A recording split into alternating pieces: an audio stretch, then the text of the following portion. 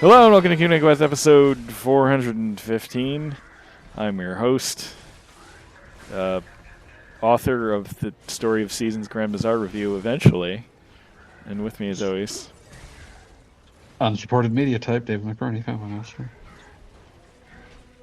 And unsupported foreign font type, your managed pen, Michael Baker, Gaiji Munotari. He stole my joke. And this is Smokin' Joe Gamer, and I am Error. I am And Bug. who's Bug? What? And we managed to make the same joke. There's another there's another NPC in Zelda 2 who says I am Bagu, which is the Bug actual and Error. translation. It should be I am Bug. Yep. Cool.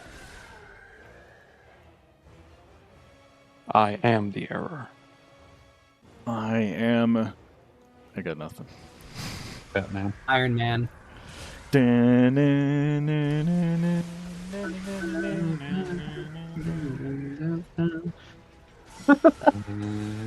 How are we all on the same wavelength this much tonight? I don't know. I don't know. I was Oh, promised. the right kind of broken. I was promised unlimited time to talk about whatever I want, but I'm not going to abuse it. And that's the show, folks. We'll see you next time.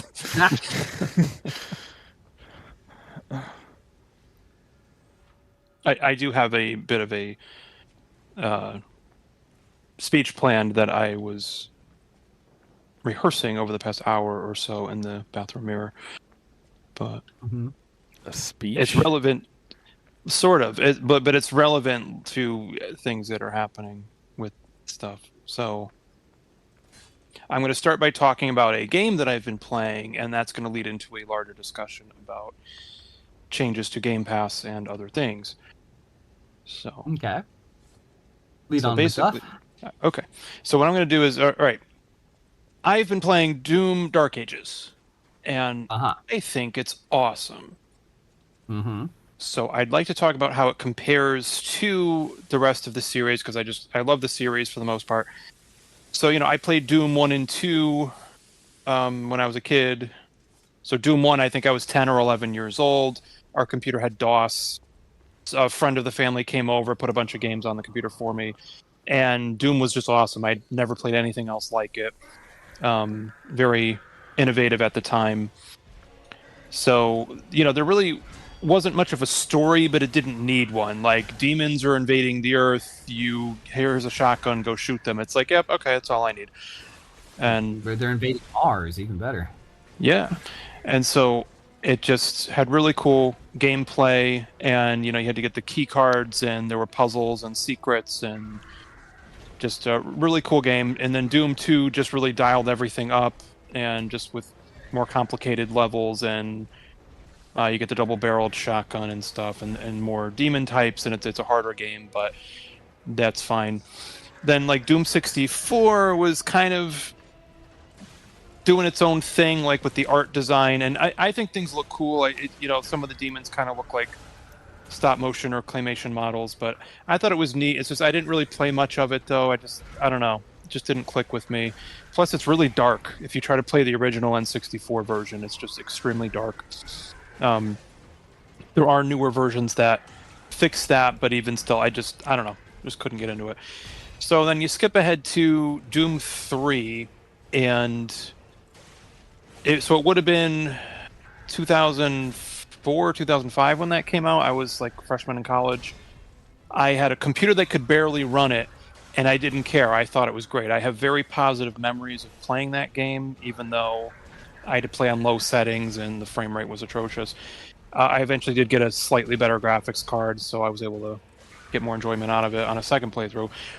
But basically, like, it did a lot of different things. So while you had a lot of companies trying to copy what Doom 1 and 2 were doing, for some reason Doom 3 decided, well, we need to copy what other people are doing, and they leaned more heavily into the horror and kind of sci-fi aspects. And they wanted to expand the story, and so it was more or less a retelling of the first game, I want to say, because now it's like, oh, the UAC is this company that built a base on Mars, and they have laboratories to get away from government oversight.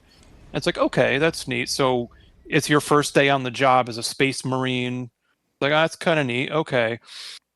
And you're on Mars. And what I like about it is that in the first two games, like, you're just thrown right into the frying pan. And the third game, you get to see what everything is supposed to look like before all hell breaks loose.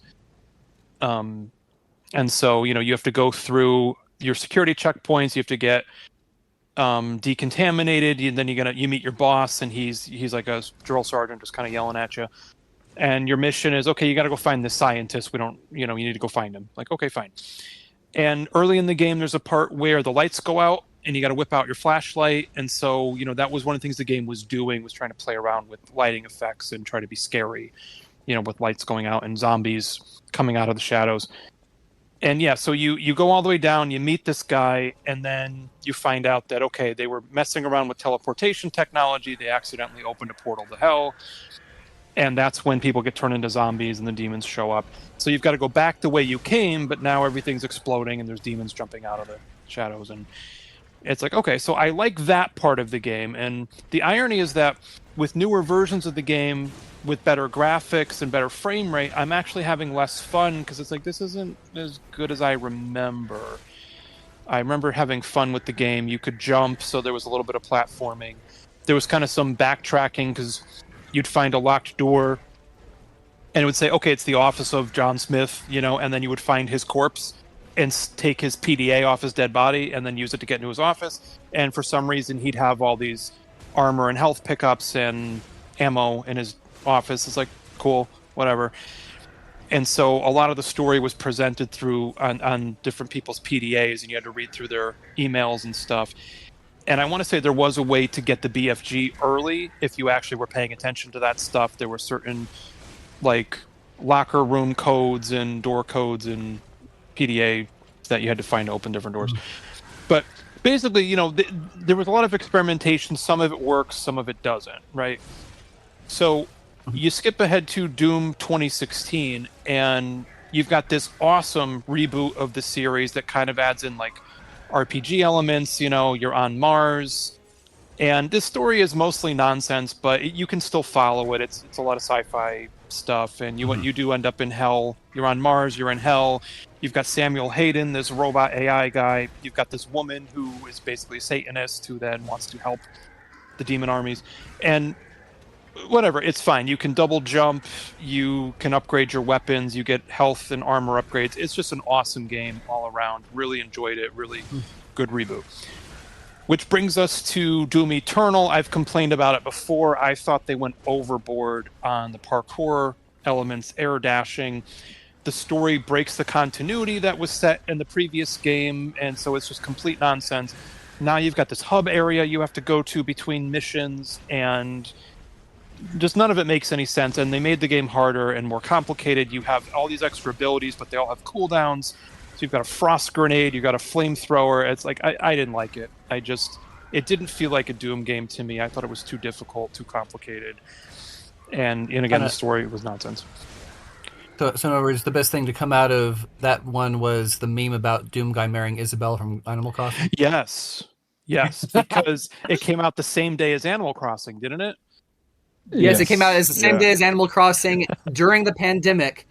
And so we got treated to an early version or an earlier version of the Barbenheimer kind of thing. Where people just started mashing the two games together, and they decided, you know what? Isabelle and Doom Guy would make a perfect couple. It's amazing. And they ran with it so hard that apparently in one of the Smash Brothers games, they actually do get married. Oh. Nice. They mostly made jokes about it when the Doom Guy, like, Mii costume showed up. Oh, okay. Yeah, but no, but in the DLCs, the last set of DLCs, they actually had these little like character, like plays, vignettes to show, and in one of them, the two characters did get married. Nice. Like the very last DLC for that one Smash Brothers game. So that brings us to the latest entry, Doom Dark Ages, which came out back in May. And I love it. So to me, it's different in a good way. You can see them experimenting. So it reminds me of Doom 3 in that sense, which is that, oh, this is different. Okay, I think I like this. The difference being that I think I'm still going to like it 5 or 10 years from now. I think I'm going to be able to revisit it multiple times, just like Doom 2016, which I played through multiple times as well. So, so basically, when it came out, I had Game Pass Ultimate. I played about 2 hours of it, did a live stream. Dave was actually in the chat, which was really cool. The whole video is still on YouTube. I had a lot of fun doing it. I thought it came out great. And at the time, it was like, well, for $20 a month, I thought Game Pass Ultimate wasn't the best value. I didn't want to keep it going. So I said, I'll just buy this when it goes on sale.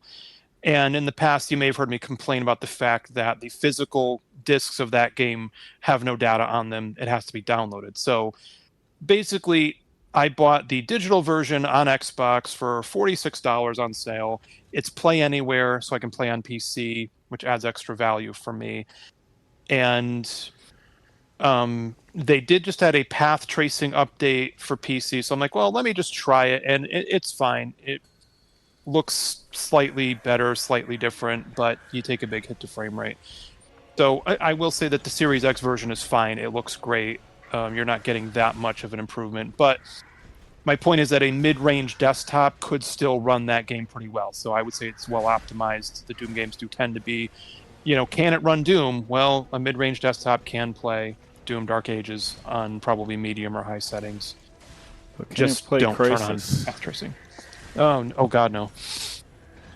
Nothing can run Crysis. I tried to run the original Crysis on this computer, and I'm like, what a poorly optimized piece of shit. I could play it on my Switch Lite. Yeah. There's So actually a there. very simple reason that Crysis doesn't really work very well. It was. Okay. What is that? It is optimized for single core because it is one of the last games made during the period where it was reasonable to assume that your processor had a single core. Mm. Oh, So it That makes doesn't really. So threading is not really something that it's good at. okay. Oh, that's bad. I mean, I will say I got the Crysis 2 remaster because here's the thing with Crysis. Even when I had a computer that could kind of run it on higher settings, it's still... that's when I'm like, oh, this isn't a very good game. Whereas Crysis 2 to me felt more like Call of Duty or Battlefield, and that was my preference at the time. So I'm So, going to retroactively justify all of the Doom discussion. All of Okay. these fit within the canon of the Doom RPG for Java cell phones from Oh 2005. God. no. What? No. Oh, wow. The website for Doom RPG states that the protagonist in Doom RPG is the same character from Doom, Doom 2, and Doom 3. Oh shit. But I think the character in Doom 3 was different from the ones in Doom 1 and 2. Guess what, buddy? Doesn't matter. Doom RPG is canon to all things. This doesn't matter. So Doom RPG Yeah. says you're wrong. So basically, I caved and bought the digital copy, Doom Dark Ages, and I just played a stage. I'm in the middle of playing a stage where I have a dragon. So they're doing this weird kind of medieval meshed with sci-fi. I don't know. It's nonsense, but it works for me. Like, there's a stage where you're in like a giant robot and you're fighting other giant demons, and it's like a kaiju thing, and it's awesome. You punch things. And then there's another stage you're flying around on a dragon that has like mechanical wings and machine guns. I'm like, sure. You have a shield so you can block. They really want you to do parrying and perfect dodging and stuff, but the difficulty has individual settings for those things, so you can make it easier to parry, which is what I did. And it's got a certain rhythm to it. It's got different guns from the other games, but they all work. And again, you can get upgrades. Sometimes you'll find these really powerful demons, and when you kill them, you get a permanent health upgrade or armor upgrade. The game isn't too difficult, but you get extra lives, so you don't have to go back to a checkpoint every time you die. So really enjoying my time with it. But that leads me into another piece of news that you might have heard about, which is that Microsoft revamped the Game Pass service again.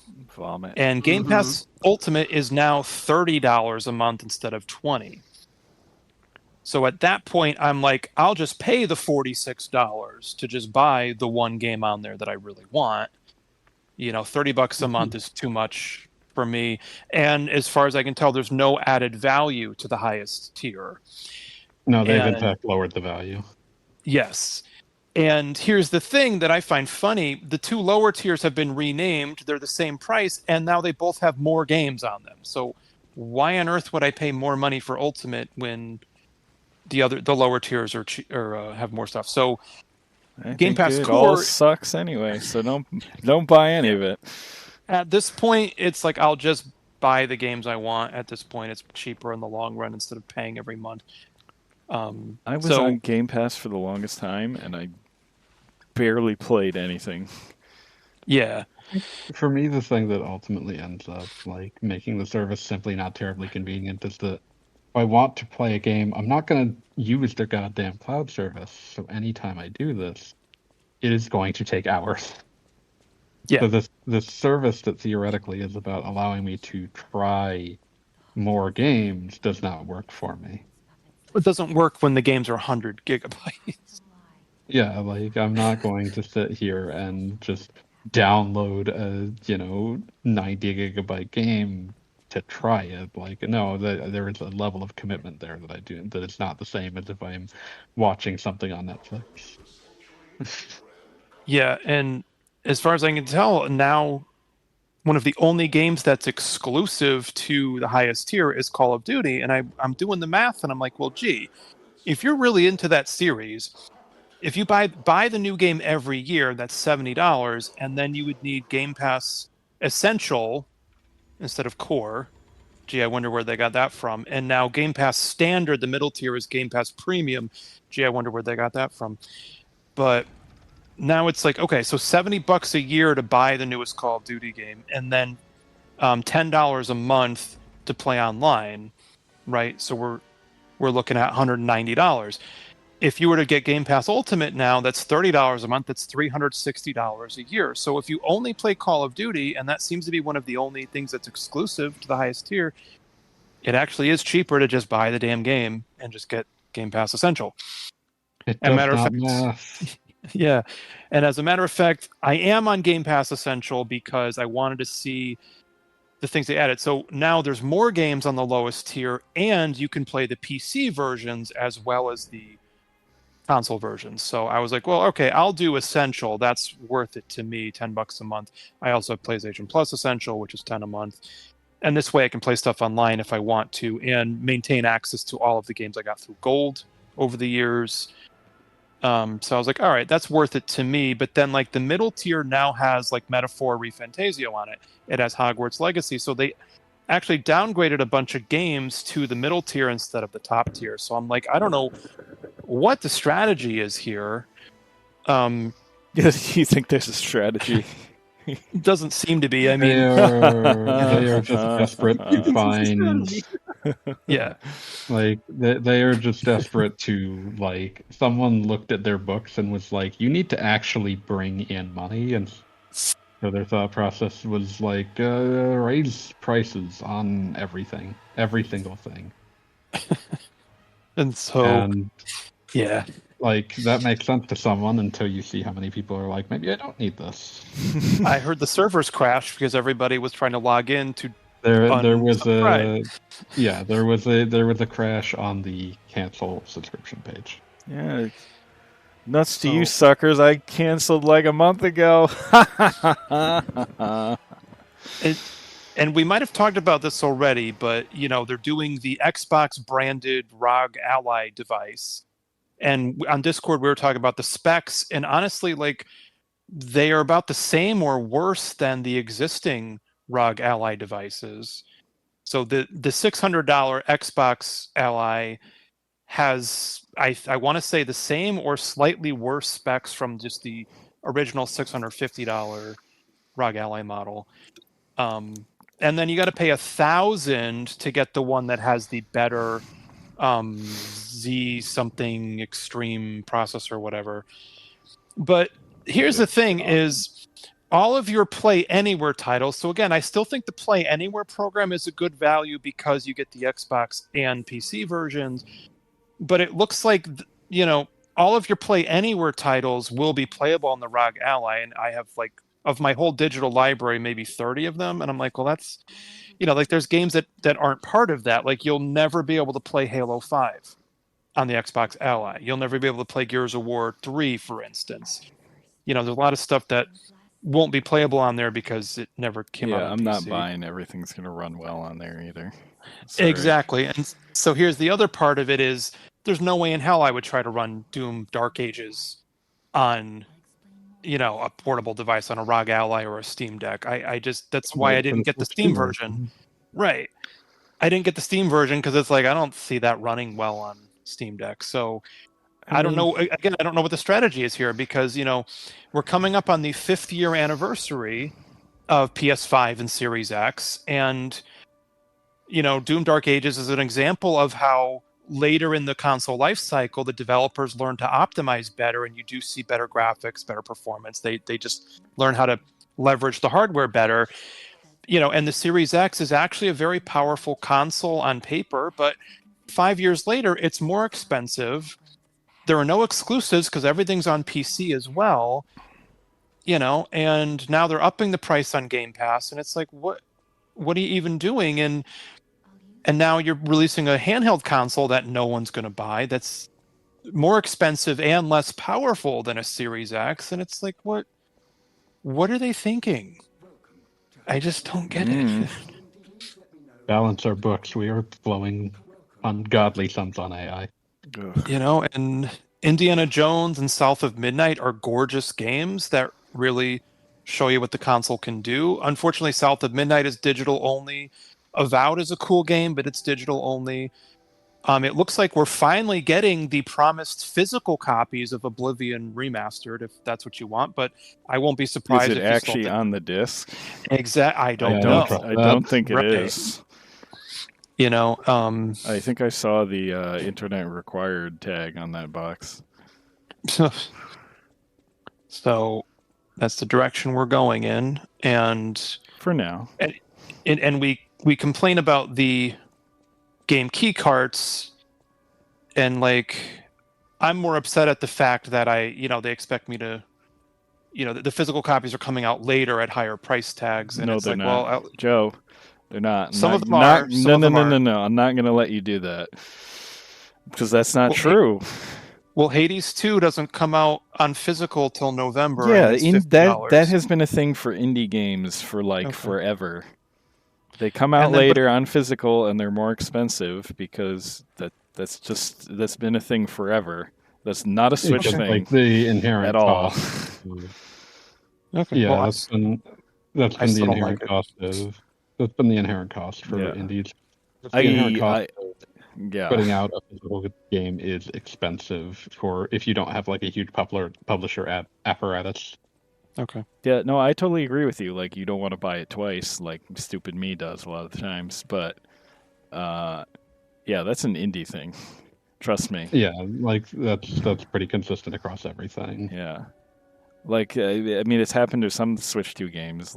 It's mostly just Sonic Racing because that version's coming out later.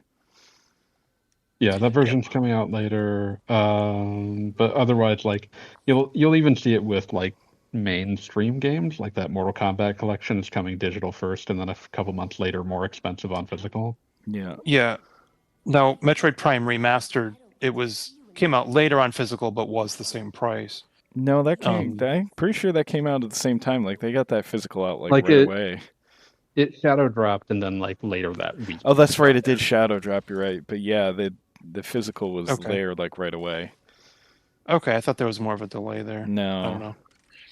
But see, you know what it is? I'm getting confused, and it's I'm having trouble keeping track of which game does what. I think was the bigger point I was trying to make. Is just the game key card. Is it a game key card? Does it have a Switch 2 upgrade? Yes, that's what I meant too. And is it and then on Xbox, is it a Play Anywhere title? Is it well optimized on the PC? Will it run on this ROG Xbox Ally thing? Will it run on the Steam Deck? Is it on Steam? It's just every game is doing something a little different now, and I don't know. This is why I like playing games on Switch. Put it in my Switch, and it plays. Yeah. Yeah, and the game key cards are really all over the place. Like some of them I understand. We've talked about this a lot. Like Star Wars, they've explained that, and that probably explains some other ones. And then you get like random indie games, like why is this on a game key card? I don't understand. Yeah. I don't know. So that's it. So I talked about Doom, covered the news with Game Pass, and yeah, $30 a month. No, thank you. Even like PlayStation Plus Premium is $18 a month. And every time I upgrade, like temporarily, it's like I get so excited because there's all these PS1, PS2 games I can play, PS3 games I can stream, and then after like a couple weeks, it's like I'm gonna just downgrade. It's not worth it to me. I'd really like to see actual like native PS3 emulation. I don't want this cloud shit anymore. The middle tier of Game Pass, I think, now supports cloud streaming. That's not restricted to just Ultimate, but again, I still don't want to do it. They're saying that it's finally coming out of beta, I guess, and it's going to allow 1440p resolution, higher bit rate for some games, but I still don't want to stream games from the cloud. I just don't want to do it. Still, like, I don't care what resolution it's at if it still has lag. Yeah. So, in fact, I would take a lower resolution if you could promise me it would lower the lag, but you can't, so you won't. So then the only other game I can talk about this week is Hades 2. That's been eating up a lot of my time, mostly enjoying it. There was one night where I got killed by Kronos like 5 times, and I rage quit and threw my controller and uninstalled the game. But then literally like half an hour later, I'm sitting there like thinking about other builds I could try to beat him, And 2 days later, I reinstalled and did a run and beat him in one try, and then did another run and beat him again. And it was like, okay, I'm not mad anymore. And now I'm trying to go the other path because you kind of get 2 games in one this time. You can now go up to the surface. It's a much denser game than the first one. It really is. And there's so much stuff to unlock, and I don't want to spoil anything, but I did make it to the other boss of the other path you can take, and wow, couldn't get him with my awesome build that I had, but even though Hades 2, I got the digital version for $30 on Switch 2, and my TV can run it at 120 FPS, and it's like, I just really, really gorgeous game, really good performance, so I think I talked about it last week, but I played on Switch 1, by the way, and I did not notice any performance difference. It was like it's incredibly smooth on Switch 1. Well, but also, so that would be 60 FPS then. So on a 60 hertz screen, I don't have 120 hertz. Yeah. So it's good to know that the Switch 1 version runs well, so I'm happy for the people who don't have a Switch 2 yet. But I got to tell you, though, playing on a 120 hertz screen is like, wow, this is so smooth. Yeah. That does remind me that sadly they just delayed Mina the Hollower. Yeah, yes, it sucks. I played the demo and loved it. It's super cool. It's like a mix of Link's Awakening and like Bloodborne, and it's like, this works. I like this. Yeah. Jakob does good work. Absolutely. Which is funny because I'm just remembering back to years ago when they had just launched the Kickstarter for Shovel Knight, and I saw them at PAX, and they seemed like nervous about how the Kickstarter was going to go. Mm-hmm. And yeah, they're doing good now. Good. I have terrible news for you. Oh no. That was 11 years ago. No. Oh, I'm turning to dust. The podcast had already started. I need to. What? No, God, we're old. I need to go play Hades 2 and Murder Time. So, I don't know if we had talked about this, but Shovel Knight Dig began as an Apple Arcade exclusive, and it is that service people use. and then it was eventually ported to Steam. That's the version I got. I think it was also ported to Switch One, but now you can also play it on PS5 and Series X if that's something you were. Who even made that game? I don't know. Let me find out. Okay, so yeah. So at this point, I don't have anything else to talk about in terms of what I've been playing. So that was my big diatribe for today. I appreciate you guys listening politely. And now you can talk about what you've been playing, and then we can get into some questions. Oh, fuck. I was supposed to be listening to you? No, I'm just kidding. It's made by a company called Nightchrome, for the record. Interesting. Okay. Who have made more games than I can possibly describe. Really? Oh, God.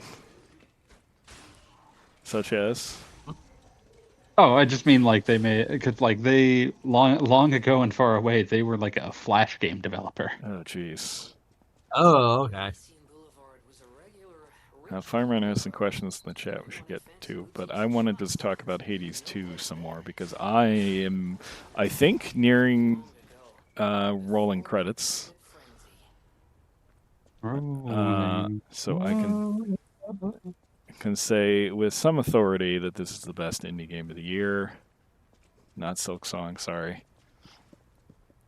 Not Silk Strong enough.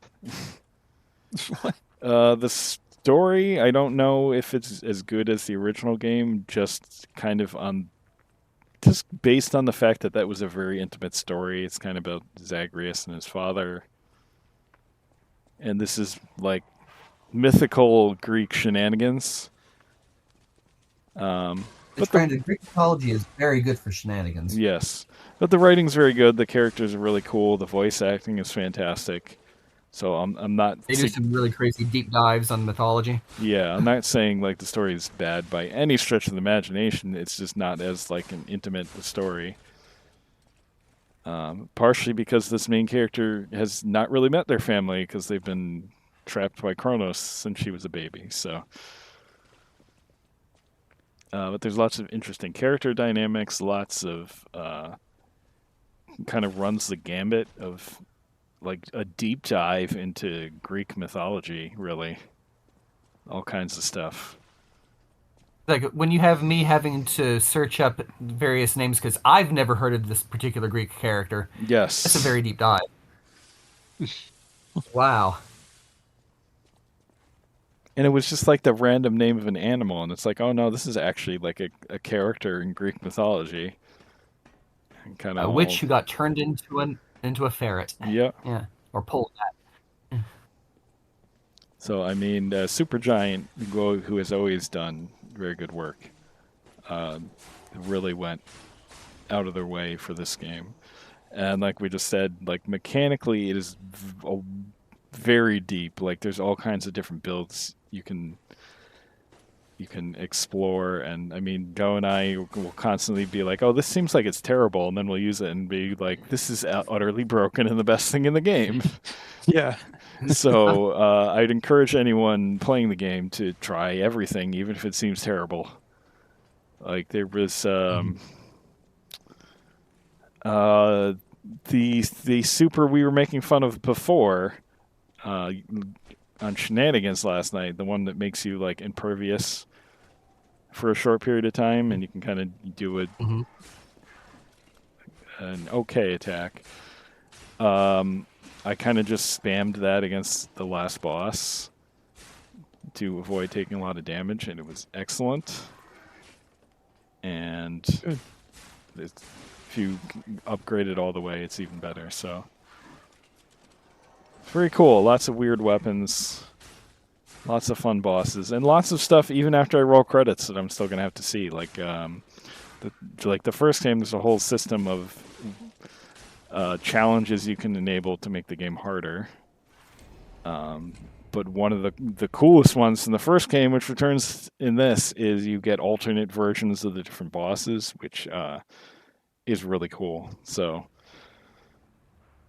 Yeah, Hades 2 is definitely Game of the Year contender, up there with Donkey Kong. Yep. And nothing else. Oh. And nothing else. Oh, I see what you did there.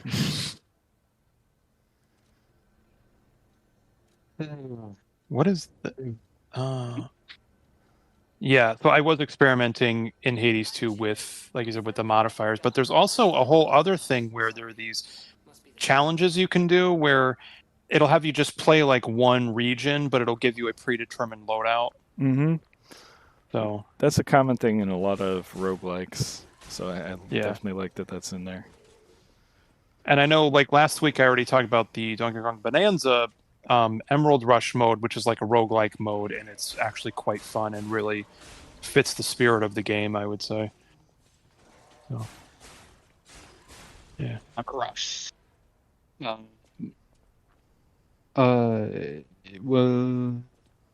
let's play Final Fantasy Tactics.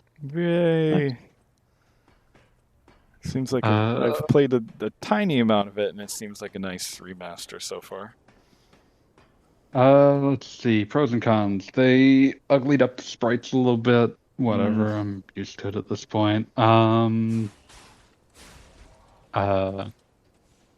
It's much easier to tell what the turn order is at any given moment, which makes it much easier to actually make plans, which is useful in a strategy game. In general, there's some changes that make it much easier to tell where you're actually going. Anyone who's played the original Final Fantasy Tactics is aware that at various points it can be hard due to the limitations of the camera to tell if two squares are actually adjacent. There's now, if you hold ZR or its equivalent, you will get like a bird's eye view, so you can actually tell if two tiles are adjacent. That view is incredibly useful.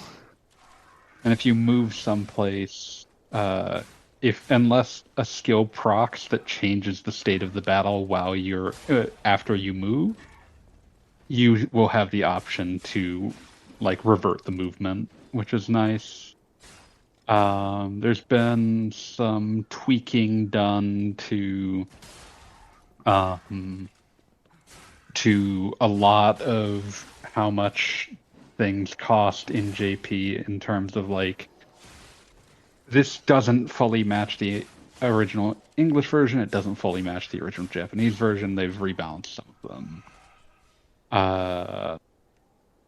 It's easier to see like a chart of how to get to each class, like what job levels are required.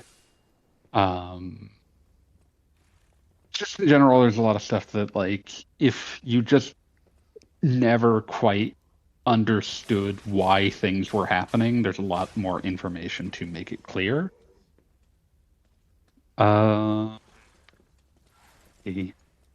Otherwise, the big changes are the voice acting that I immediately turned off.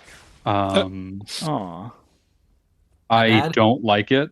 Okay, that's fair. So to put my thoughts in, like, this is a knock-on effect from the fact that I think the War of the Lions script kind of sucks. This has been updated from that, but not that much. So War of the Lions characters have essentially two ways of speaking. They can be either high class or low class. That's kind of like, that's being a little mean, but like that's essentially how that script is written. There are people who speak in a high class fashion, and there are people that speak in a low class fashion. This incorporates a bunch of different regional British accents that don't, like, it's like, okay, why does Gafgarian have this accent and Agrias have that accent if neither of them talks differently?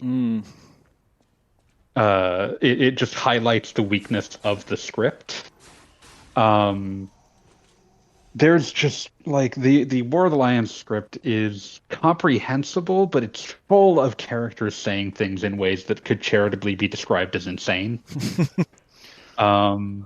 Like Maluda, the like attempt at a sympathetic like opponent early in the game, has the infamous line where she's like, "Do you know what it's like to sup on naught but broth of bean?" And it's just like, Jesus Christ, dial this line back like 70%. do not speak false to me. And it's just like, Jesus, just say don't lie to me. I don't care how medieval you are. You would sooner say don't lie to me. You will eat naught but burning hot coals and drink naught but burning hot cola. It's so overwrought. It's just like, it's one of those things where like I can't even tell how good the original script is because the localization has, in most contexts, opted to make things as like to draw as much attention to the line itself as possible instead of what it's saying.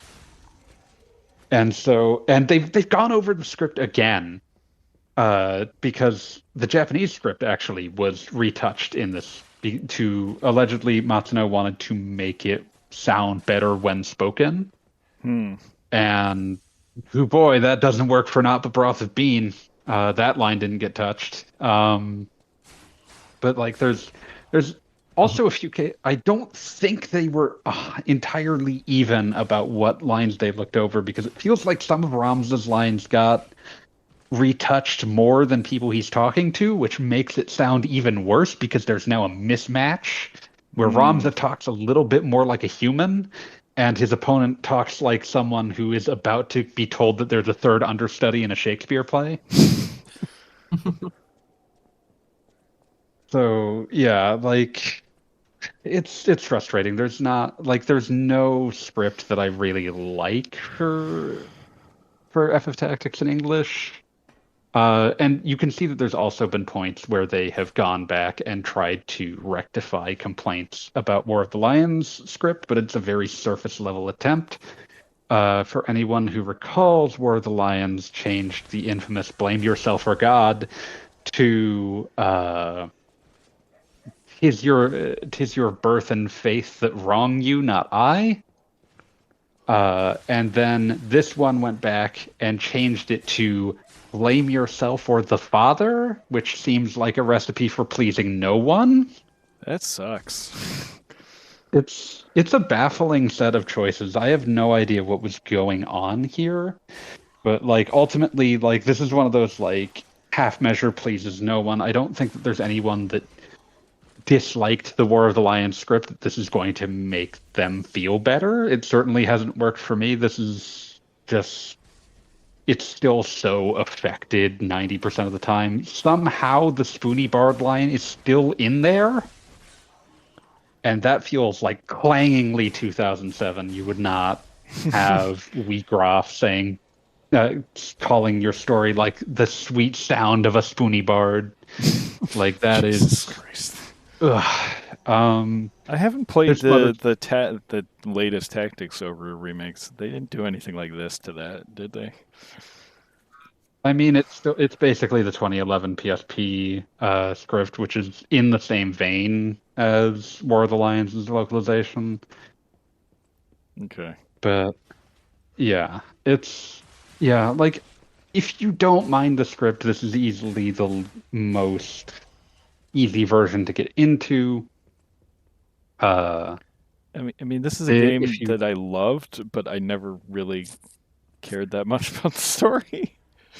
Yeah, I'm gonna be real. Like, this would be a much bigger problem to me if I thought that FF Tactics story was good.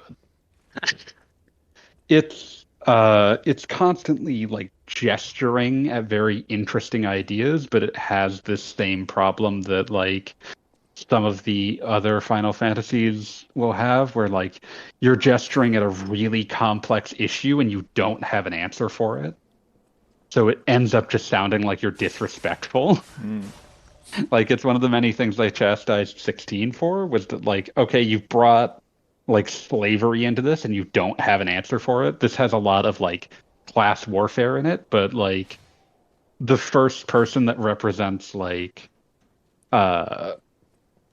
commoner, the downtrodden commoner is Maluda, and she's, like, just constantly screaming about how the very fact that you were born noble means that she had the right to murder you, which is like, okay, sure. Okay, whatever. Like, it's one of those things where it's like, you maybe should have led with someone who was not like written like a bloodthirsty psychopath. Like it's okay to have that kind of character because like but you need to contrast them with someone immediately. You can't have that be the first one you see. And like ultimately, I don't think I've never been a huge fan of Matsuno's character writing. I don't think that the way he writes people is very good at forming immediate attachment, which I think is really important in RPGs that are paced the way that these are. But that's a personal thing. A lot of people love these plots. I'm not really ready to go to bat against this like I am with like 16, but ultimately it is a game where like I'll occasionally see people talk about how like complex and political it is, and it's like the end of this game is that you fight the Pope. The end of the game is like what, fighting demons you fight in the Pope an airship graveyard demons. Or something, for fuck's sake. You fight, like I said, you fight the Pope who is possessed by demons. Yeah. Well, now I'm curious of your thoughts on the story of Tactics Ogre, to be honest. I've never finished Tactics Ogre. Okay. I have Reborn lined up for after this if I'm still in a strategy RPG mood. Allegedly Reborn is very good. I have not finished it either because it's very heavy. I think I've told the story. Yeah. The story multiple times before, where I redid a dialogue tree like 5 times to get a character not to kill themselves. Yeah, you did. I think Tactics Ogre's like most like thematic successor is probably Triangle Strategy. The game that I said was light was Tactics Ogre's light story-wise, and then that game shoved it in my face. Yeah, at every turn. That feels like the game that they've made, that Square has made sense, that has the most Tactics Ogre DNA in terms of its tone and style. Yeah.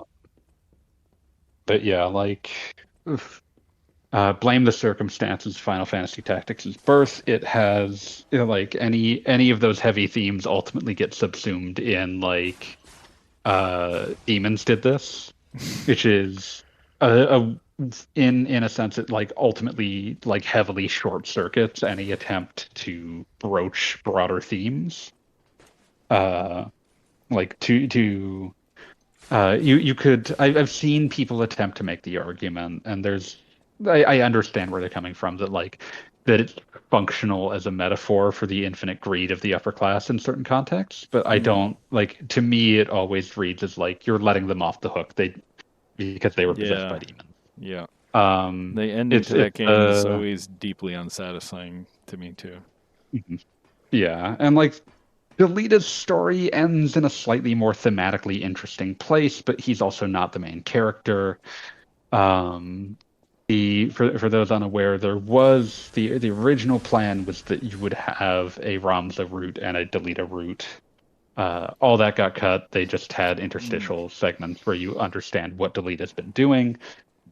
It is worth noting that some additions have also been made in Ivalice Chronicles, up to and including there might be some sort of slight change to the ending. I don't know what, but interviews with Matsuno implied that they made some sort of rejiggering there. But beyond that, they translated the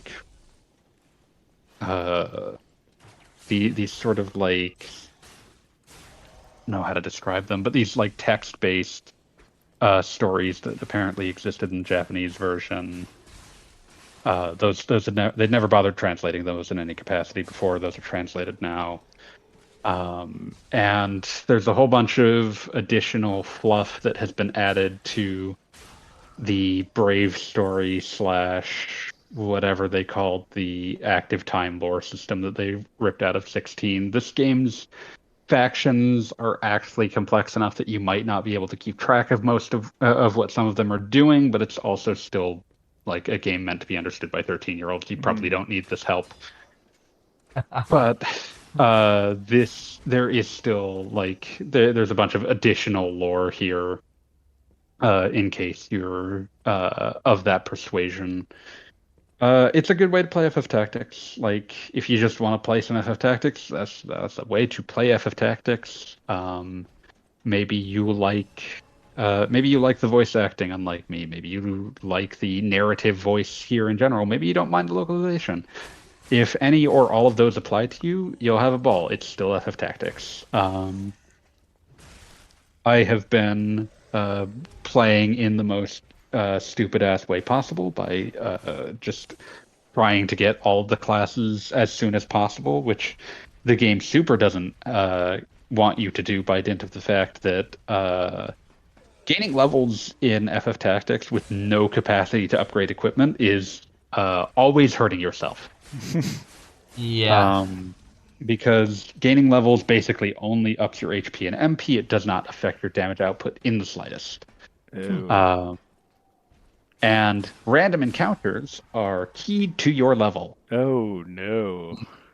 Yeah. So you can get real fucked but it's also much less dangerous in this version because you can do several things. First, when you go to a square that could give you a random encounter, you will always have a choice about whether to engage that random encounter or skip it. This is nice because random encounters take forever in FF Tactics, even if you're good at them. Tactical RPGs, they're just kind of slow. If you just click on the area where you could spawn a random encounter, it will just give you the option to just force one, so you don't have to wander back and forth. If you get into a fight, if you die, you can retry. You can retry without changing your loadout, or you can change your loadout and then retry, or you can just press start and leave and just not gain anything from the fight. So, encounters are at your whim. So that is it makes it a much easier to deal with portable game for what it's worth, just because you can decide how much you want to deal with, like whether you want to progress the story or deal with a random encounter that is always at your fingertips. This also means it's no longer possible to save yourself, to brick your save at the Castle Rio Veins fight. Okay, that's good. Yeah, because what will happen is you can get to that second fight. That's the one-on-one. You can, if you can't beat it, you will still have to redo the first fight, but you will just get spat back out onto the map, and you can do whatever you need to prepare yourself. So, also you have a much clearer idea of where your characters are being set at the beginning of a fight. In the original, you would get a field that showed a set of squares with no context for where you were putting people. Now you actually see the area you are placing them, so you can actually understand why you're what placing one person here and one person there is actually going to do. So all of these add up to making it much easier to make informed decisions. Whether you think that is this is one of those things that there's the eternal argument about quality of life, whether you think that's giving you more information than you should have, and that part of the fun is trying to make an informed decision based on limited information. If you want that, there is still classic mode in there that just uses the unretouched War of the Lions script. It uses the original Japanese JP values, blah, blah, blah, blah, blah. All of those are in the classic mode. There is no way to share saves between them because they just functionally, there's too much different between them. But you do have the option of just playing a version that is an unretouched version that resembles the PS1 version. And that's nice to have, I guess. It's important. I would not want there to not be a way to play the game that they actually made, back in the day. So, as much as I wish that there was a better English script for it, it's important to have that version of it that just lets you play the game they made back the way they made it originally.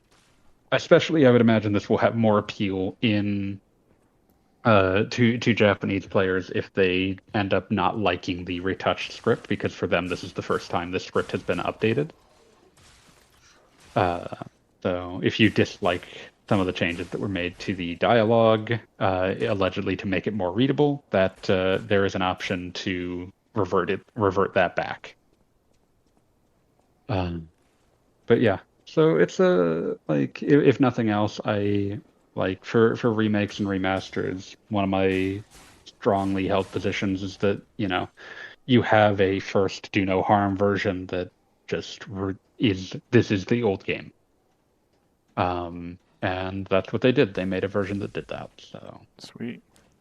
Any gilding of the lily I can forgive to some extent because there is still that old version there waiting for you and available on modern consoles. So when do we get a Tactics Advance remaster? I mean, I'd play it, but no one else would. And I'd play the hell out of it. I will also bring up, love that game. since this is I was going to say, if we're Tactics Advance, maybe leave out the land make system because that was just a little too much to work with. But I really preferred how they did the judges and rules for Tactics Advance over Tactics Advance 2. So.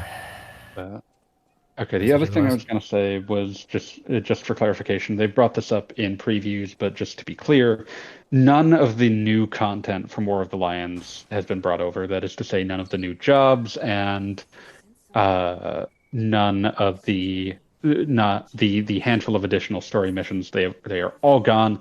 That absolutely dreadful fucking fight where they were like, well, what if you had to what if Algus/Argath got back up and you had to kill him again? And it's like, oh, Jesus Christ, why am I even here?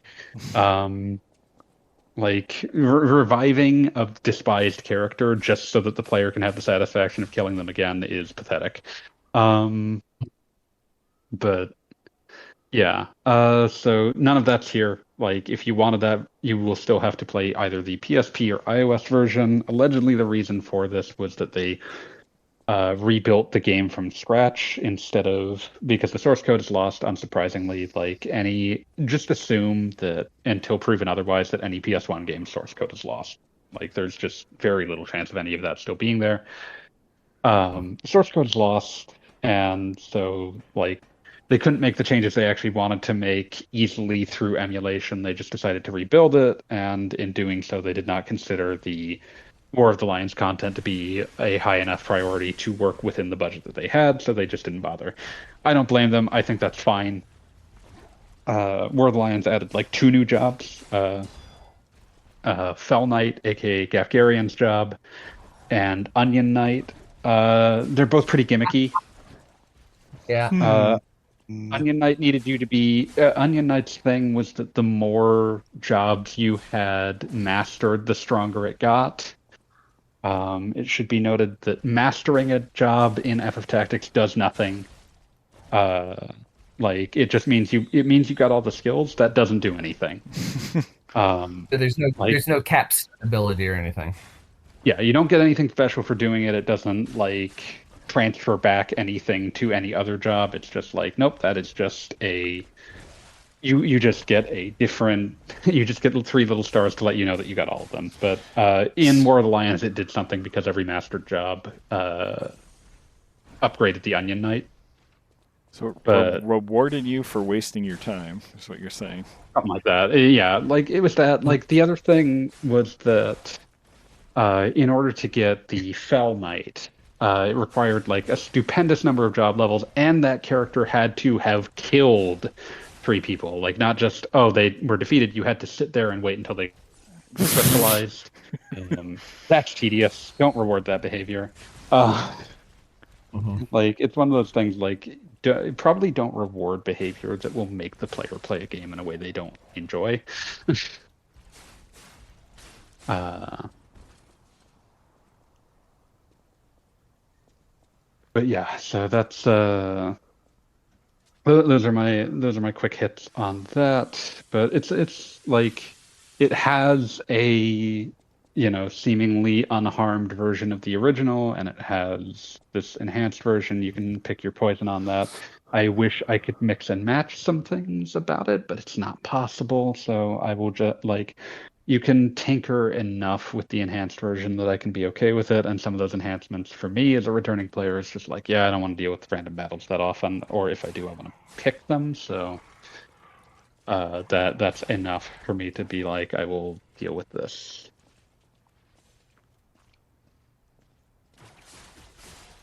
Yeah.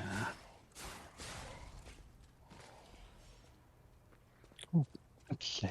But yeah, so that's FF Tactics: The Evil East Chronicles, available for all major platforms, runs fine on all major platforms. Pick your poison. I'm playing the Switch 2 version. I have played Switch and Switch 2. Yep. Notice no difference. Yeah, I mean it's Final Fantasy Tactics. Yeah. It was not much of a looker when it was new. It looks fine now. I mean, when I say it was not much of a looker, I mean it was not exactly a technical showcase. It looked fine, and it still looks fine because it is a very stylized looking game. But yeah, I picked up Tactics Ogre Reborn for $20 like 6 months ago, and this will probably get me to finally play that version, which is another situation where Yasumi Matsuno was given enough time to monkey around with a prior existing version to do some rebalancing, but Reborn is a much more extensive rebalance of the PSP version of Tactics Ogre. Most notably, it completely obliterates one of that version's most controversial choices, which is that in that game, in the PSP version, classes leveled up, characters did not.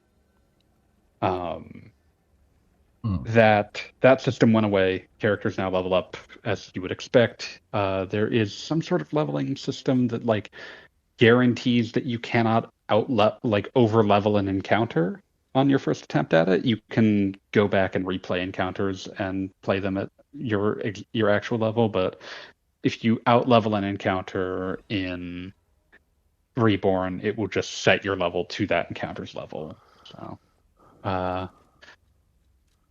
Matsuno, throughout the life of the Ogre franchise, was constantly trying to find ways to force the player to play on their back foot, to play in such a way that they would have some kind of disadvantage. The Chaos Frame system, I'm convinced, exists for it. The Chaos Frame system being like the weird morality system that exists in Ogre Battle that makes a unit evil if it fights a unit that is lower level than it. Oh yeah, but I managed to get some incredibly high alignment characters just using a flying group that was targeting the enemy side's griffins during one of the floating island battles. Because if you take out the flying unit and an enemy unit above the ground, that rest of them just crash. That makes sense. But yeah, broadly speaking, like Matsuno has always been trying to find ways to force his tactics games to force the player to play it at the very least on even keel. Also, you had a literal popularity rating based on what the locals thought of you, and the longer you held on in a battlefield, basically to just try and farm it for cash, the lower your reputation would go.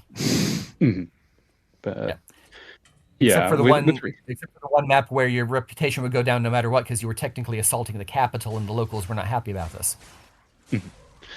But yeah, like with Reborn, he finally just like pulled the nuclear option and said, "Well, no, you can't be higher level than the encounter. Like you're just not allowed." But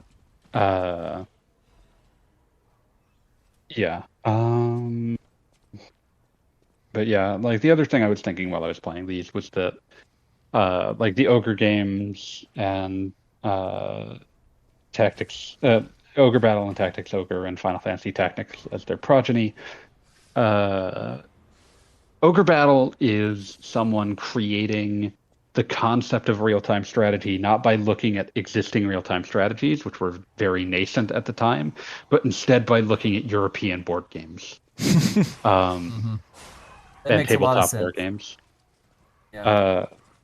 And then Tactics Ogre is combining elements of that and the existing, combining elements of like small skirmish tabletop games, the kinds of things you'll see in like D&D, but adding in elements of the existing elements of Fire Emblem into it. But yeah, just thoughts I was having on like, you know, there's aspects of like we've talked about this before, but Yasumi Matsuno and Akitoshi Kawazu are notable within Square's general production group, especially of that era, for being the ones that are very obviously tabletop and board game players. Yes. And so it was interesting to like contemplate like, oh, Ogre Battle is someone reaching real-time strategy from a very different direction than played Dune 2 at some point. But yeah, so yeah, that was way too much time. Do we have someone want to pull up some questions? Yeah, we should try and hit a few of these before we gotta bounce. Oh god, Fire Murder. Hold on. Okay, let me scroll up. Oh god. Do you think Microsoft or Sony keep track of how many people actually finish a game they play on Game Pass or PlayStation Plus? The argument I've heard from a lot of Game Pass users, mostly teenagers, people from developing countries, is that Game Pass gives them access to a lot of game they aren't convinced enough to buy. I think that like I don't think so. What I'll say is that they probably have some kind of telemetry data about how long someone is playing a game, and they might internally have access to what achievements / trophies are being unlocked. I don't think they terribly care as long as you're continuing to subscribe, and like they might kind of care if it seems like you're not utilizing the service, because that's very easy to cancel if they do something that pisses you off, like raising the price. Mm-hmm. But I don't think that they're too pressed about exact utilization habits other than how it can keep people sticky to the service. I don't think games completed is going to matter to them as much as time spent. And I think that is much more likely the telemetry data that they're using, which is probably extraordinarily easy for them to pull up for any given user. But yeah, like I fully understand why like someone in a developing country might have found Game Pass to be very useful, because, you know, I saw people from Brazil talking about how Game Pass was like the only way to reasonably afford playing a wide variety of existing games, like because how you know the local equivalent copies would be like prohibitively expensive.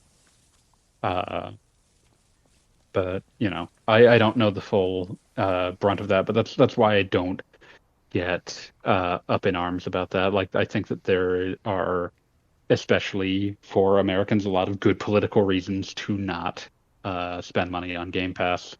But you know, especially outside America, where you know might not be being like the local copies might be absurdly expensive. They might be like completely out of line with what you could spend. I'm not going to sit here and lecture you on that.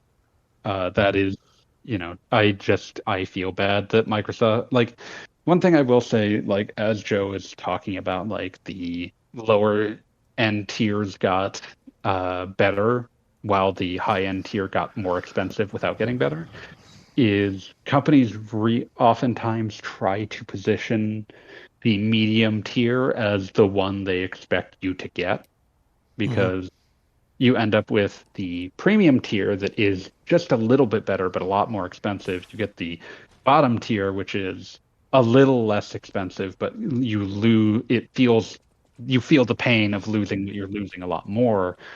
So it Goldilocks is the middle tier, and that's the one that they're actually expecting people to go for. I think that's probably what's happening here to some extent. Yeah, and the middle tier is still $15. So I remember middle tier is $15. It's got like a lot of games other than the one that they expect most people would buy, like would be tempted to just straight up buy. Yeah, and so you know, when you think back to when Game Pass first started, it was like, okay, you pay $10 a month for gold if you want to play online, and then $10 a month for Game Pass console, $10 a month for Game Pass PC. So when they put out Ultimate for $15, it was like wow, I guess they don't want to make money. Like if you wanted 2 of the 3 services, bam, it was cheaper than paying for them separately. And you still had the option, if you just wanted one of the 3, you'd still only, pay just the 10. And even when they said, okay, we're going to do core and standard and ultimate, it's like, okay, well, when at that point they said, okay, gold is getting folded into Game Pass core and here's 30 games you can play. It was like, oh, well, that's a good value, but then it was, okay, well, now standard tier is $15 a month with all the benefits that you got before with ultimate. I'm like, okay. And then ultimate, $20 a month, and some games are exclusive to that tier, like Diablo 4 and all the Call of Duty games, and you get cloud streaming, and it's like, no, not worth it. I think a significant question that is going to come up is how much does average consumer accept the notion of how much does the average consumer see cloud streaming games as a value add? And because ultimately, and there were a bunch of questions of do we still think Microsoft is going to release new hardware after this? Or are they just going to release a spec that they say certain things reach, or what's going to happen? Microsoft once again put out a statement saying that they absolutely are making new hardware still, but it is one of those things. Who's going to buy it? That is once again in question. I don't think it's unreasonable to not fully trust their assurances. They still make the Surface. It's not like Who? that's Wild. It's not like it's the best selling PC or anything. Yeah, but it is one of those situations where the Xbox as a whole, they've with their everything's an Xbox strategy. I do think that even if there's a new piece of hardware, I don't think there will be a new piece of hardware after that.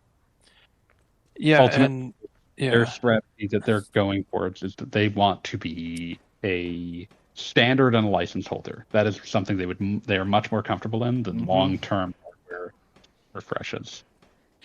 Yeah, and I have no intention of buying the next Xbox console because all the games will be playable on PC. So I'd be better off putting that money towards computer parts.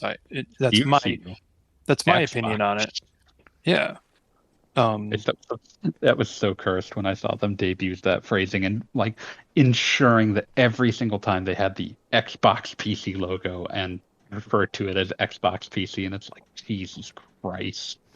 I mean, my other question is, if we're already talking about next generation, what does that even do at this point? Oh yeah, I think that's there's rumors that Sony is going to have some sort of Switch answer in terms of some sort of hardware and some sort of proper portable hardware. I mean, I'm not sure I believe in there. I mean, I'm there with you. I don't trust them, but also that the PlayStation Portal sold way better than literally anyone thought it would. Yeah, I've seen the kind of people that have it's me. Better. It's sold better. It's sold better than people expected. I still don't know how many units that means. Yeah, I don't know either. Because I think it was a device that they just threw out to see what would happen. So I don't know what selling better than expected means, because I could honestly believe that selling more than 1 million units was more than they were expecting. Sony has occasionally fobbed off hardware with no idea of how it would be, how much, if at all, it would be used. See also the PlayStation TV. I love that little thing. Curse you all. PSP Go. Remember that 3D PSP gaming Go monitor sucks. they put out? Yeah. There was a very brief period where the ongoing period that exists is that I don't think it has ever been better to be in the business of manufacturing TVs than when there was the HD and digital switchover that meant that your TV, if in like many places in the world, your TV would simply not work anymore for the things you wanted it to do unless you either bought a tuner or bought a new TV entirely. And I think that there has been a desire from TV manufacturers to recreate that period ever since. And holy shit, they the 3D TV is the most obvious. Yeah. Like, please just give us a reason to force you to buy a new TV. Like, oh no, I missed There- Q's there's- comment in my stream. He said What? it's me. I'm the person that'll download a 100 gig game to try for 10 minutes. like I respect that. I Yeah. cannot be that. Respect, Q. Respect. Respect.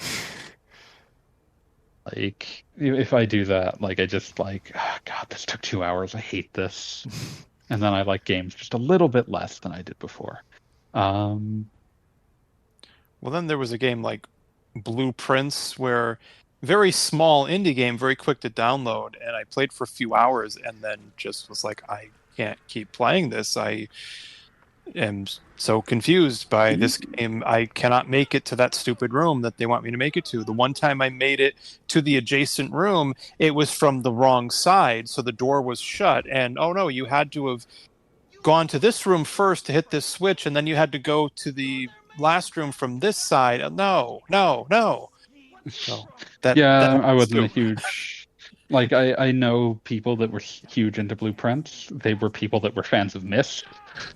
Yeah. And for me, Oh, it was God. like, I wasn't a huge fan of Myst when its puzzles were like pre-designed. I don't want randomly generated Myst, so I didn't play it.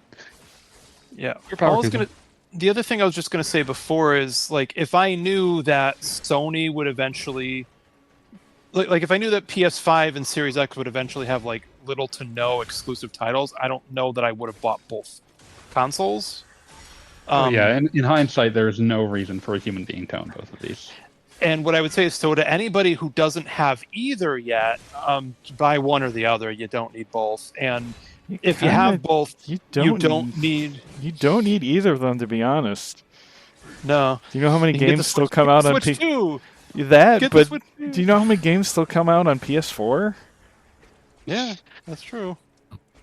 Sony just, I And think Switch Sony One. is, I think Yeah. at this point Sony is trying to sunset the damn thing by dint of the fact that they apparently just like, Wheels, you remember 2 years ago when I actually, for the podcast, I went to a local electronics store and just tried to see what was available. And the PS4 section was 3 times the size of the PS5 section. And the Xbox section was a point card. Nice. Yeah. That was 2 years ago, and it has not changed that much since then. for I mean, those, it's hard to find anything that's on the PS5 that is not at least somehow available on PS4 as well. Or even Switch One. Yeah, at this point, yeah. So yeah, just saying that not much has changed at all. The only thing that has changed less than the PS4, PS5 situation is the presence of Ushiro on the upcoming, looking forward to lists on Famitsu.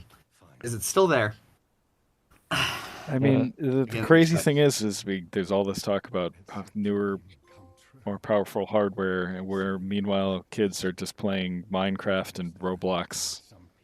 Yeah, that too. yeah, I brought it up Mobile before, games. but like, there is an entire generation of children that like traditional AAA publishers have absolutely no idea how to market to, because those children have grown up in an era where every game looks good. So just looking good and being obviously high budget doesn't really sell to them. So to Whereas being finish fun that and looking previous, like waffles works. Go weird. but to finish that previous thought, Sony is seemingly trying to forcibly sunset the PS4 sometime in 2026.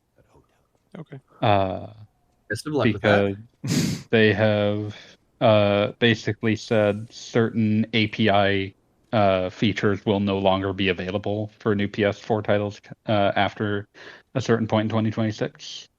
Okay. Mhm. So this Yeah. reads to me like them trying to forcibly sunset the system. But I mean, I suppose we'll see. 13 years going strong, and if you're making a big expensive game, you don't want to ignore a potential still 20-30 million users. No. So PS4 sold what, 100 million units? Sold about 100 million units. I think the PS5 just passed the threshold of more people are playing it within the PlayStation ecosystem than the PS4 last year. So Nice. I mean, and the Switch One is what, 150 million? 150 million units sold. If you don't need if you don't need AAA specs, there is no reason to not try to target for the bottom instead of the top. Mm-hmm. But yeah. Well, the other concern I have is, how much is the PS6 going to cost? $1,000 fucking dollars? I'm expecting $700. Why would you buy it? I am expecting that there will be a low-end unit that is $700, same as the PS5 Pro, that will not come with a disc drive. Yeah, but there will be a high-end unit that does. I'm going to be right there, Joe, telling you, why are you considering buying this? What is this for? Number go up. I don't know at this point, because I really like my Switch 2, and my RTX 4070 graphics card is running new AAA games on ultra settings, so I don't know. What is it going to do? Are they going to make an even more expensive version of Spider-Man that makes even less money and makes us all sad and depressed? I don't know who I am anymore. If I don't need to have the newest, most expensive things, then who even am I? Someone with spare cash. Yeah. Someone with more money to buy games. Yeah. There's a lot more games. There are more games to buy every day. But yeah, so that's that. Do we want to answer one more question before we run ourselves out of the clock? Yes. There's a ton here. I tried to grab all the questions. Maybe you can grab them and throw them in a Word doc, and we'll get to them next week. Yeah, I'll try to grab those before I go to bed. See, it's so weird for Microsoft to fumble given how many studios they bought out. Square Enix had the excuse of Japanese executives being too demanding of their European studios instead of giving them more breath like the Japanese studios. EA, Activision, or 2K sucks, but they suck in predictable ways that their hardcore fans can tolerate, but there is just nothing from Microsoft. I mean, they've bought all these studios, and you're looking for where's their big exclusive? We've been waiting for something like that since Halo kind of died off, and it just never really happened. The thing that's going to be truly the death knell of the Xbox brand is that they are probably going to announce a Halo 1 remake for the 25th anniversary, and that game is probably going to be on everything. Also enjoy the concept of Halo 1 25th anniversary. No. I don't want that. No.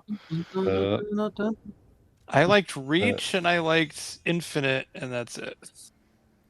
But the other thing I was gonna say was that ultimately Microsoft is being I would believe that there are people high up in Microsoft Game Studios that are sick of getting jerked around by different corporate directives, but ultimately what ended up happening, I think, is that they because this happens every so often.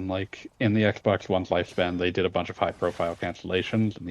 In the current Xbox landscape, they've done a few as well.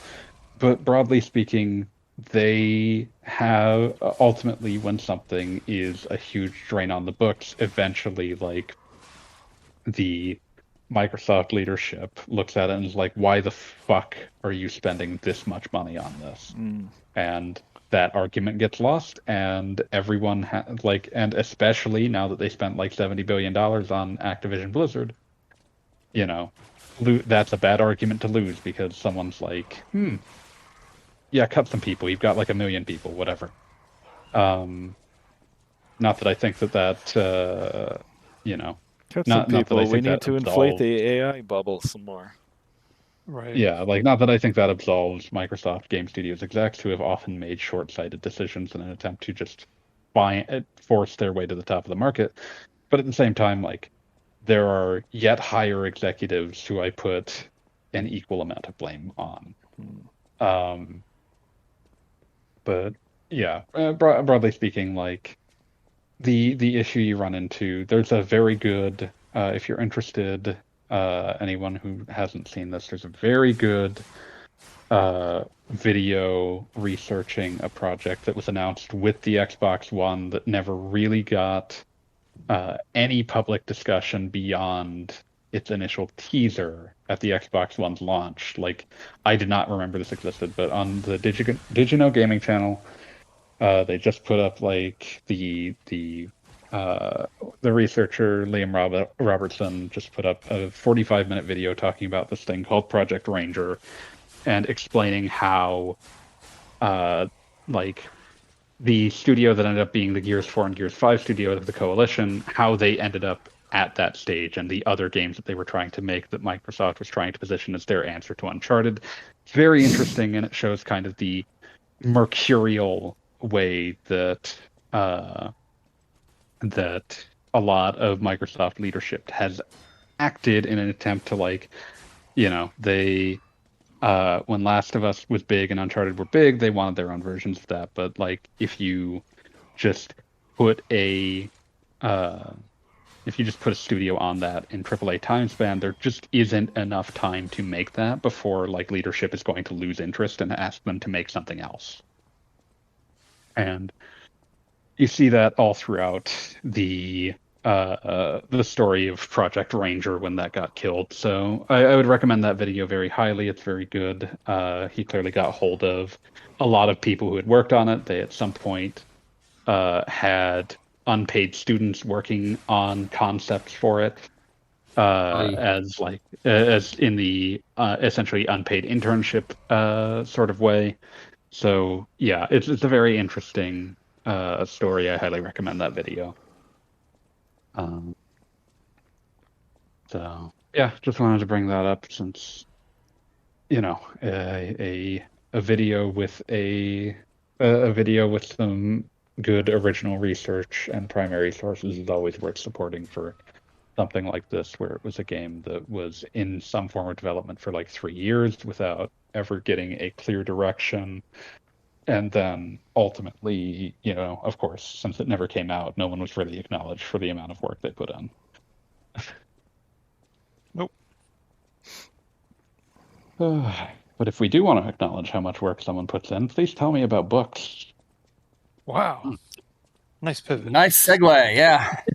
Oh, okay, so yeah, all the talk about Xbox season whatever pass was, Game Pass, earlier reminded me of Kindle Unlimited, Amazon's like pay a small amount per month and read as much as you like. And I just was reading something where this guy did the math and figured that if you read, I think it was 2,665 pages, as Kindle counts them on Kindle Unlimited, then you would have cost Amazon like exactly as much as you paid for that month on Kindle Unlimited. That's how much the author would receive in royalties. So, and something I noted is that is almost exactly the number of pages readable for Princesses of the Pizza Parlor. And I've been very happy that multiple people have done this in the past 2 years. So, like, hey, if you wish to completely justify your Kindle Unlimited subscription fee and possibly cause Amazon to start losing money on the endeavor, we have Princesses of the Pizza Parlor on Kindle and Kindle Unlimited, with 13 episodes, 5 side stories, and a self-indulgently long paralogue, which accounts for quite a bit of that page count. Number keeps going up. I am going to be starting the end of the main storyline next month for writing. But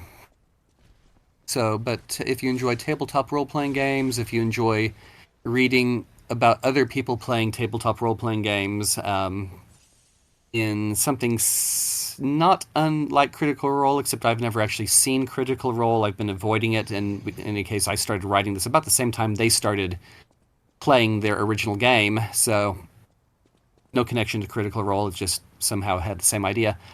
Again, Princesses of the Pizza Parlor by Michael Yarimizu, Yarimizu, on Kindle and Kindle Unlimited, among other things. Okay, how much stamina do I have tonight? Okay, so other works by me. Who just beeped? Sorry, that was me. Okay, just making sure. Okay, so we have Vainglorious, Long as the Night, say a lit RPG Metroidvania-styled adventure with its own unique game rating sticker on the front cover, just because I had some fun with that. So it is again on Kindle and Kindle Unlimited. So have fun, enjoy. Then there's Tanuki as a Teapot, Japanese folktales all about animals, one way or another, with illustrations by yours truly, because nobody thought to stop me. Hey, it was fun.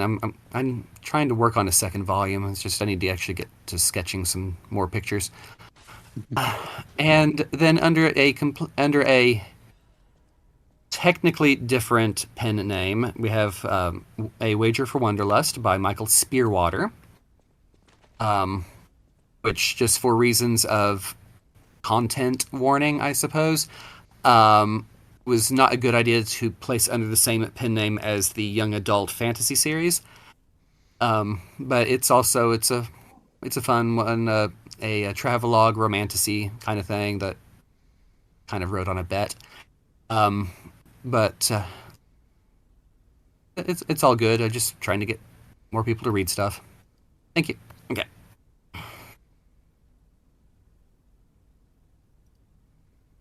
So yes, go read. Okay. Read. Seriously, make Amazon lose money on your Kindle Unlimited subscription. Okay, get them to pay out more than you put in. It's easy. Right. Yes, this one series will do it for you. And you can still keep reading. More. Peruse mass quantities. Okay, Billy Idol. More. How do you like it, honey? More.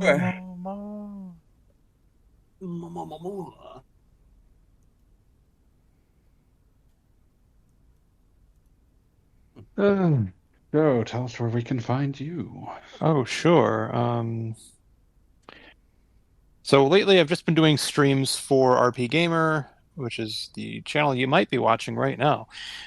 So Tuesday and Thursday nights I've been streaming. I think I'm streaming tomorrow night. I am not planning a stream for Thursday. I've been playing Rune Factory, Guardians of Azuma. I've streamed that like 12 or 13 times. I'm like 25 hours into the game. So I am starting to get a little bored with it. But they are supposed to be sending me a copy of Pokemon Legends ZA. So we'll see. So I'll probably still be doing Rune Factory at least till I get that. Oh god, that comes out next week. Or 2 weeks, I thought. No. It's okay. The 16th. Oh. Well, it's next week, my friend. Wow. Okay, so that's true. So there'll probably be 1 or 2 more streams of Rune Factory, but I don't know that I'll keep up with it after that. I love the game, don't get me wrong, but it's just I kind of need to just stream something else for a while. And sometimes you get played out of one thing and need to give it a rest.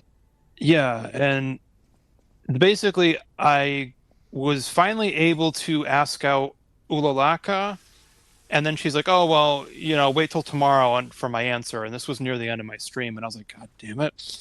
And when you sleep and get up the next day, it was like, oh, you have to wait till 5 p.m. to talk to all 4 of the gods to progress the story, and she's not available. It's like, no!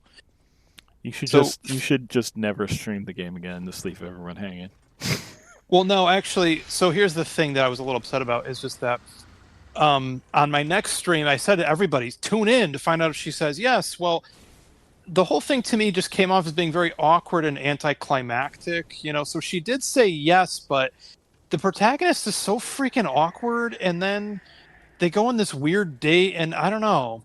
And I actually didn't have like my regular viewers and chatters, so it was just kind of me sitting there by myself for the whole stream, and like nobody saw it, and it was like, okay. So Reverse save and do it again next time. Yeah, but I'm looking forward to just changing to a different game. But I'm looking forward to Pokemon a lot. I'm going to pick Totodile because he's awesome. I don't care what anyone says. When I played Pokemon Gold and Silver, I didn't know anything about special attacks versus physical. I picked Totodile and I wrecked people with him. I don't know. Loved it. I mean, to be fair, so did I when I played Pokemon Gold originally. Yeah. So, yeah. That's fun. So beyond that, I haven't been doing much else. I haven't really been streaming on my Twitch channel, but that is twitch.tv/SmokeandJoeGamer. It is spooky season, Spooky Hollow stream. So Spooktober. If you keep up with my Twitch channel and my YouTube channel, which is also Smoke and Joe Gamer, you may see some Resident Evil videos. I can maybe try to do some speed runs there. Other horror games. I like to try to play through Castlevania Bloodlines every year, although last year I could not beat that final boss, even with the save state right before the fight. So, yeah, tune into that if you don't mind. I'm waiting to get my copy of Little Nightmares 3. For some reason, it comes out the 10th, but Amazon still hasn't told me when they plan on shipping it to me. So, Amazon sucks. I know, but the thing is, Amazon had the exclusive mirror edition of Little Nightmares 3 that came with a figurine, a steelbook case, a soundtrack, an art book, and all the DLC season pass stuff. It's like I just really wanted to get that. So I don't know when they're going to ship it to me, but I'm sure I will probably put some videos up on YouTube or maybe do a live stream. We'll see. So stay tuned. And, if you follow the channel and allow alerts and notifications, then, you'll know when I go live or put up a new video. Hint, hint. Technology. Oh, they have the internet on computers now? Finally. Okay, Homer. Okay, boys, buy him out. You didn't think I made money from... Hold on, what was it? You don't think I was successful from spending money, did you, Homer? I didn't become a billionaire by paying people. Yeah. They break his pencils. He doesn't even have a computer. They break his pencils. All right. So, Dave, where can we find you? Nowhere. I am dead. Okay, because I enjoyed what I saw of your Tony Birdperson streams. Tony's Birdman. Yeah. Occasionally I will do streams on Tuesdays with my dear friends Beat the Skeleton and Goggle Bob. But I am currently not... Original Q&A guest, Beat the Skeleton. Yeah, I believe he was on episode 2. I think he was on episode 1. Yeah, you're right. He wasn't in the first one. He was on episode 2. And we talked about Sonic. And we did talk about Sonic. Yeah, I badmouthed Florida on Blue Sky once, and Beat told me to fuck off, and I felt honored. That's just how Beat communicates. Yes. Yeah. It's like, wow. But, yeah. What was I going to say? But, yeah, so that's on Tuesday nights on a few different places, but usually we are making fun of Goggle Bob at twitch.tv/GoggleBobblog. Otherwise, you can find this very podcast on Monday nights, usually 9 p.m. Pacific, midnight Eastern. We were a little earlier tonight because Wheels has things. And actually, and I've been staying up way too late playing Hades too. Yeah, same here. We need to finish this ASAP. So I will say that you can also find Morpheus. But I will say that you can find the You can also find Shenanigans, which is our sister show where we play whatever. Last night, Joe and Wheels played a lot of Hades 2 while I was dumbfounded and tired. And I came on later to tell him to go to bed eventually. That's true. He did. He educated us on Greek mythology. It was great. Yeah. That's important. My computer crashed. I was connected just long enough to hear them go, "Oh no, where'd the guy go who actually knows what the stuff means?" Something like that. He was going to tell us things. We were actually interested. Yeah, dumb computer crashing. But yeah, this is what you miss if you don't listen to Shenanigans. Sometimes Gaijin comes in and says things that are actually interesting compared to whatever ding-dong shit that me and Wheels and Joe were saying. But yeah, so that's 9 p.m. Pacific, midnight Eastern on Sunday nights. If you want to ask us questions like dear friend Fireminer did, you can ask them in the comments section under this very episode on RP Gamer, or you can ask them in the podcast section of the RP Gamer Discord, which you can join by going to the community tab of RP Gamer. Or you can ask questions in the chat if you catch us when we are streaming. But otherwise, I think that wraps it up for us. So see you, Space Cowboys. See you. Yeah. See you. Oh, but we didn't do anything. We didn't. Man in the morning. No, hold on. Can open it. Where is it?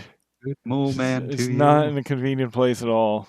Oh God, which one is it? I forgot we had those. No, not that one. Engage. I was saying, Booer. This is Mole Man in the morning. Good Mole Man to you. Okay, I'm ending the stream. Okay, so